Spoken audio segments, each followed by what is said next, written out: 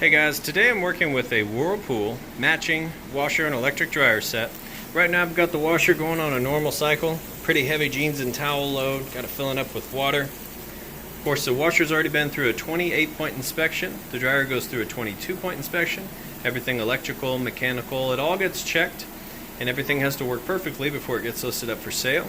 Then I do this video so that you can see as if you were standing here yourself testing everything out, that everything works perfectly. So what I'm going to let it do is go ahead and finish filling up. I'll show you that it agitates, that it drains the water out, and that final spin cycle is nice and fast. Then we'll move the clothes over to the dryer, and I'll show you that the dryer is nice and smooth, and that it's heating appropriately. So we'll go ahead and let it finish up here, and we'll come on back. Alright guys, most of the way through the wash cycle now, and it's moving between a fast and slow agitation. And right now, it's on the slow agitation, but as you can see, it's getting everything nice and sudsy and clean, and this agitator moves correctly in one direction freely and not back the other way. That's how you know these are working properly. Of course, you can hear them working also, especially when it's on the fast portion. I call it the agitation kick. And if you can't hear that, then your clothes aren't actually getting clean and the agitator's broken. So alright, moving out of the wash cycle into the rinse cycle. It's going to kick over and drain that water out. Give just a sec here. You can hear it draining that water. Nice and fast. So now you know the drain works. Alright guys, and we've moved now into the final spin cycle. Spinning nice and fast, doing sounded like a little bit of a rinse there.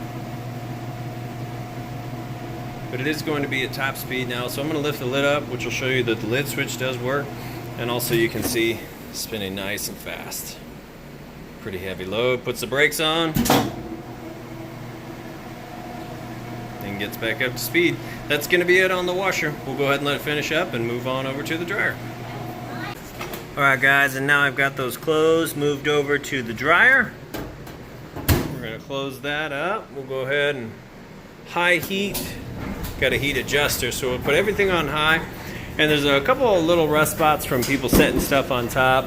Most dryers have it. I always refinish those, so you'll see in the pictures this has all been repainted and refinished, and it's like new again. So don't worry about that. What I'm going to show you real quick though is that you can see it's got nice smooth operation. Of course it's got adjustable legs too, so whatever surface you put it on, you can adjust those legs to make sure it's nice and stable. Then I'm going to show you, we'll open this up, shoot our heat gun right inside the heating element tube. You can see plenty of heat coming out of that tube there, and that in turn heats the inside of your dryer all the way up from 95 up to 195. Just really depends on what you have your heat setting at, which is this guy right here. So you can turn that all the way down if you have delicates.